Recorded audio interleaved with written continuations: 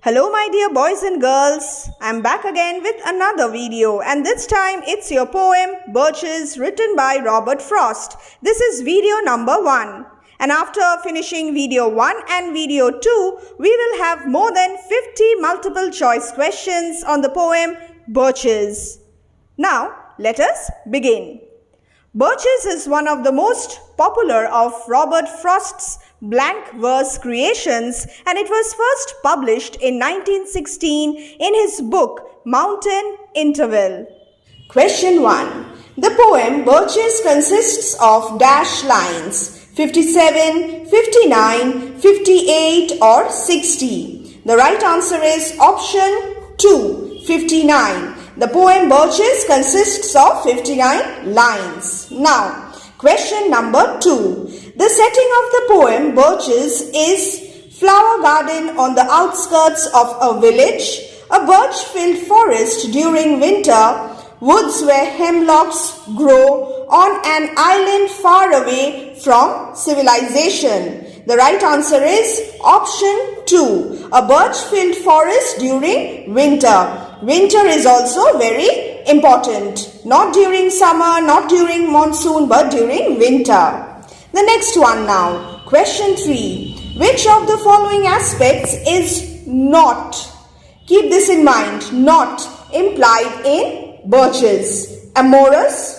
And what is the meaning of amorous? Love, related to love. Naturalistic, personal, philosophical. We are asked to identify which of the following aspects is not implied. Well, the right answer, let me tell you the right answer first and then I'll explain. The right answer here is option 1, amorous. Okay, naturalistic is implied, personal is implied, philosophical is implied. And why is it so? Naturalistic because the ice storm's effect on the birch trees is mentioned by the poet. Personal, why? The boys conquering the trees. And philosophical, why?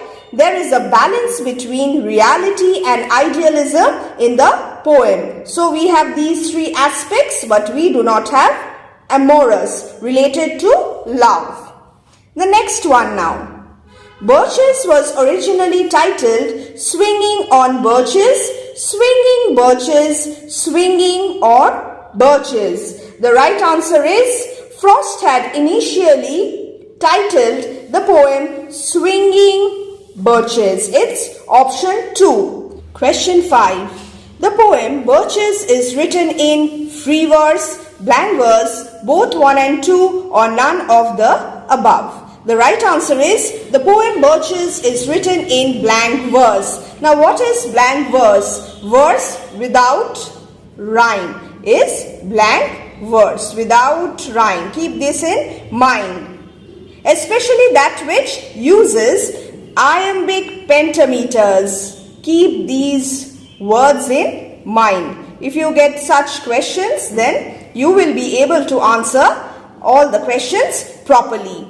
Without rhyme, blank verse, iambic pentameter, blank verse, and also remember another thing, that this poem is composed in a charmingly conversational tone. Keep these things in mind. I am repeating this again and again. You never know what will come for your examination. Conversational tone. Composed in a conversational tone. When I see Birches bend to left and right, identify the figure of speech, alliteration, simile, metaphor or onomatopoeia. The right answer is alliteration. And why is it so? Because of Birches and bend. Birches begins with a B and bend also begins with a B. Therefore the answer alliteration. The next one now. The poem Birches centers round the act of playing in a birch forest, of bending birch trees, of dreaming about birch trees, of swinging from birches. The right answer is simple act of swinging from birches. Or To put it in other words, the poem describes the simple act of swinging the birches, which is a very common sport among children in rural New England where Frost spent his childhood. Keep this in mind also, rural New England. You may get a question where Robert Frost had spent his childhood. The next one now, the act of climbing and swinging from birch trees stands for what? Youthful joy, ambition, the speaker's desire to recapture youthful joy, or number 4, both 1 and 2. The right answer is option 4. Youthful joy and the speaker's desire to recapture the youthful joy. Recapture is very important. It is associated with nostalgia. The speaker or the poet is no longer a child, but he wants to go back. He yearns to go back to those years of his childhood where he also enjoyed playing in a birch-filled forest. The next one now. Question 9.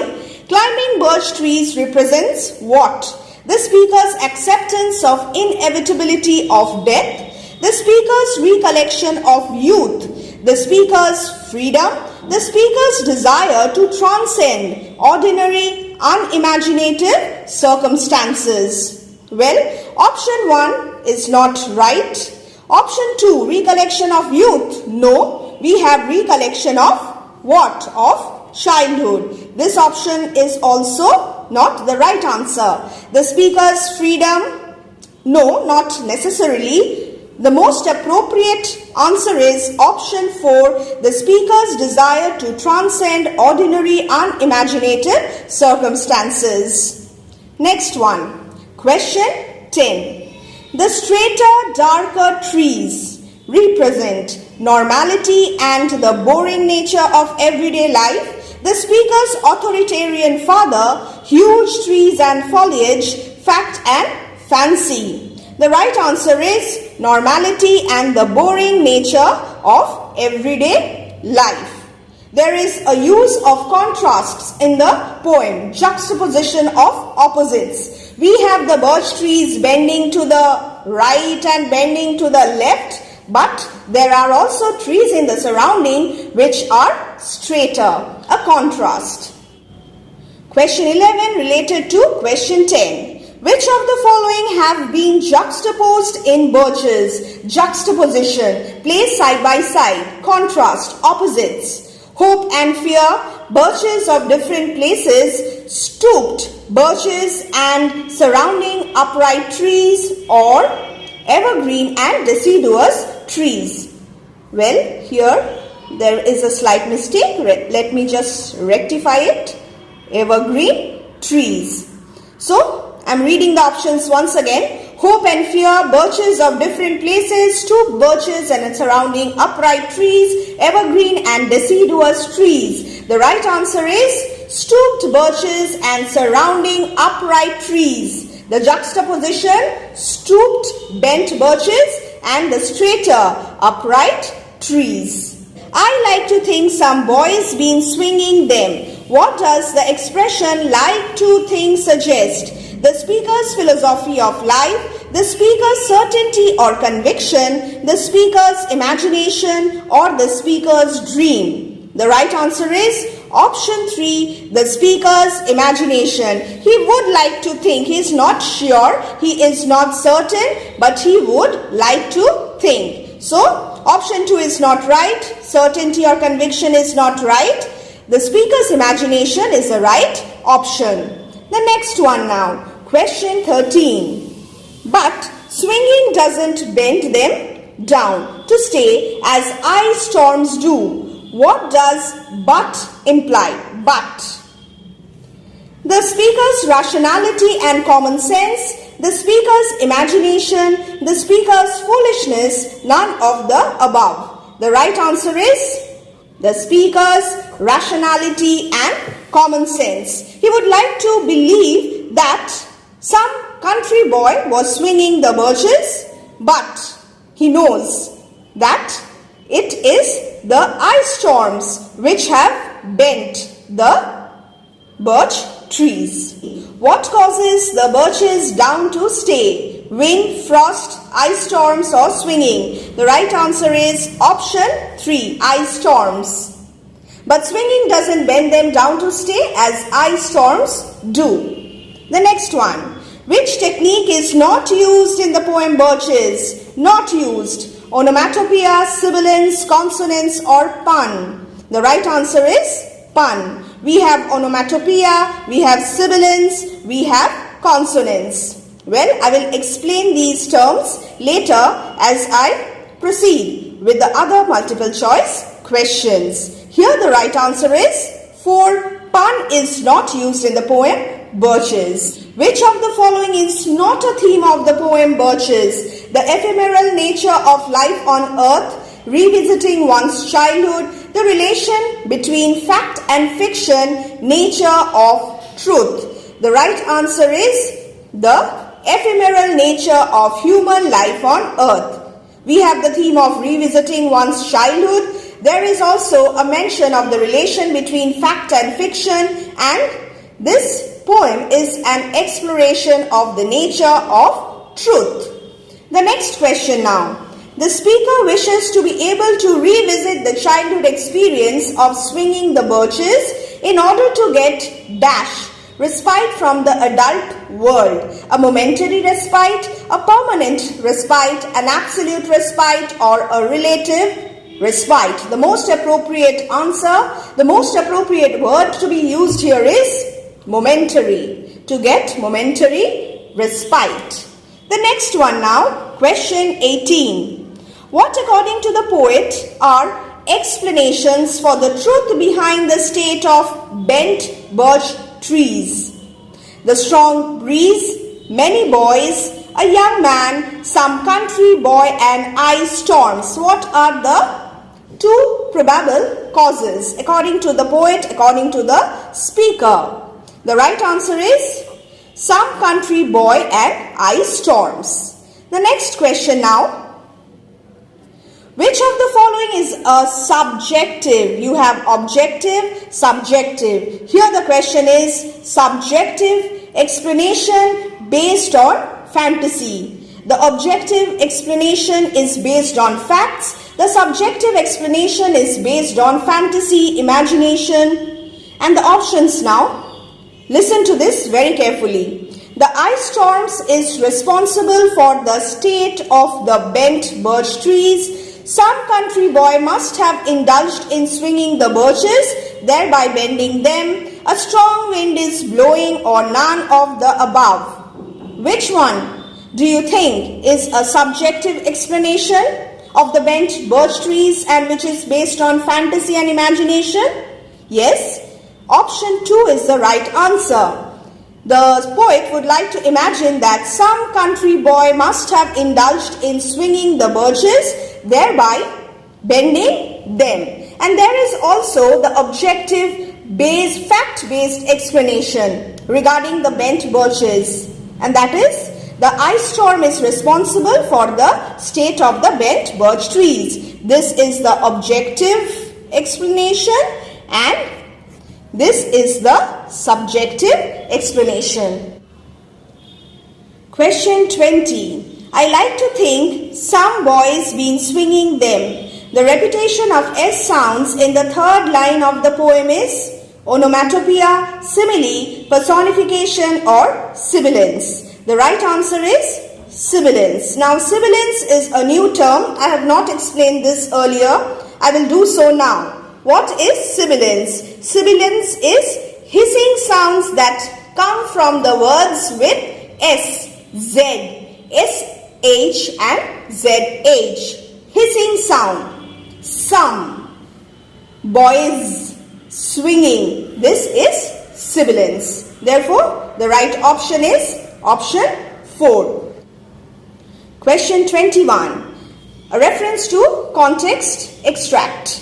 They click upon themselves as the breeze rises and turn many-colored. As the stir cracks and crazes their enamel, soon the sun's warmth makes them shed crystal shells. shattering and avalanching on the snow crust, such heaps of broken glass to sweep away, you would think the inner dome of heaven had fallen. Now this is very important. This is really important. Question 1. Which matter-of-fact event is described using a highly sensory language? Falling of rain, falling of snow, process of freezing and thawing of ice, all of the above. In this particular extract, we have process of freezing and thawing of ice, which is the matter-of-fact event, and this has been described using a highly sensory language. So let me just put a tick mark on option 3. Which literary device is used in the expression cracks and crazes? Alliteration, sibilance, metaphor, hyperbole. The right answer is alliteration, and by now you know what alliteration is. Cracks begins with C and crazes also begins with C, hence alliteration. Whom do the poet involve in sharing experiences in these lines? The readers, other poets, spectators, some country boy. The right answer is readers. And how do you know it? He uses, just have a look, you would, readers. He also uses the pronoun you, meaning the readers. He is involving the readers. What makes the click stirred by the breeze? The birches all around the garden, the branches of the birches covered with fragile ice, the axes used to cut the birches, the bird perched on the branches of the birch tree. The right answer is option 2. The branches of the birches covered with fragile ice make these clicking sounds. Which of the following is not an example of onomatopoeia? Load, click, shattering, cracks, both 3 and 4. The right answer is load. Option 1. What happens soon after the rising of the sun? Ice melts away, shedding their crystal shells. The surrounding becomes bright and sunny. Obviously, the snow gets frozen into crystals. No, this is not possible. None of the above. The right answer is option 1. Ice melts away, shedding their crystal shells. What is enamel a metaphor for? The ice coating on the branches, the thick coating, the coating of sap or the bark. The right answer is enamel is a metaphor for the ice coating on the branches. The next one now. Soon.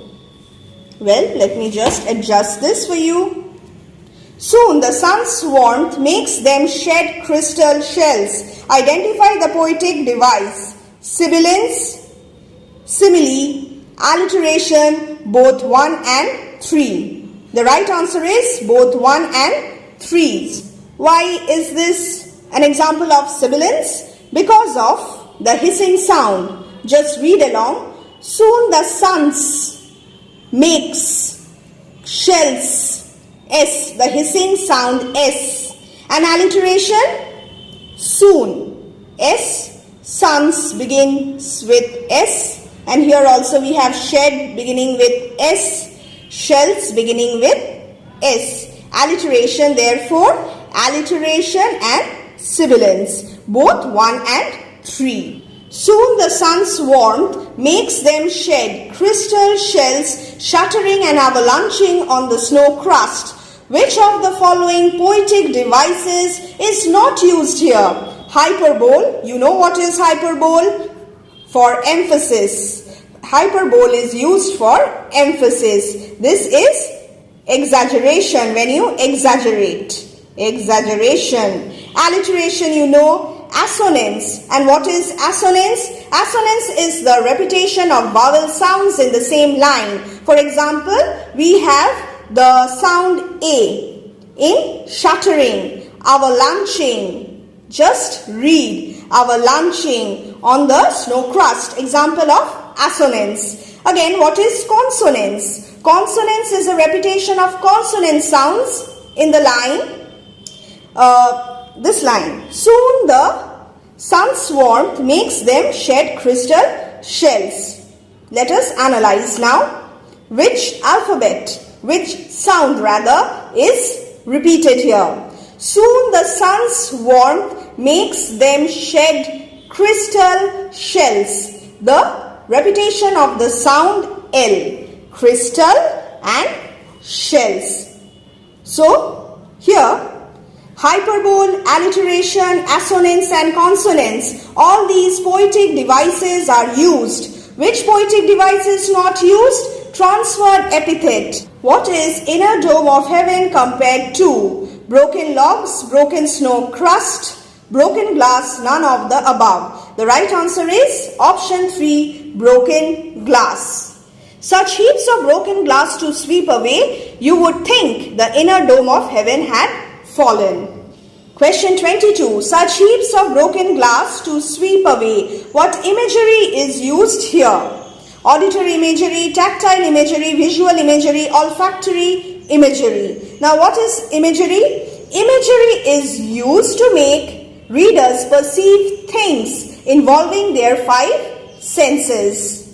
So we have auditory imagery, your sense of hearing, tactile imagery, touch, visual imagery, sight, olfactory imagery, smell. In this case, what do you think is the right answer? Which imagery is used? Yes, you're right. It is option 3, visual imagery. Such heaps of broken glass to sweep away. You are seeing this. As readers, you are perceiving this. The next one now. The poem Birches is characterized by a special emphasis on the sound of sense, sound of touch, sound of sight or sound of taste. The right answer is sound of senses. Here I end today's class.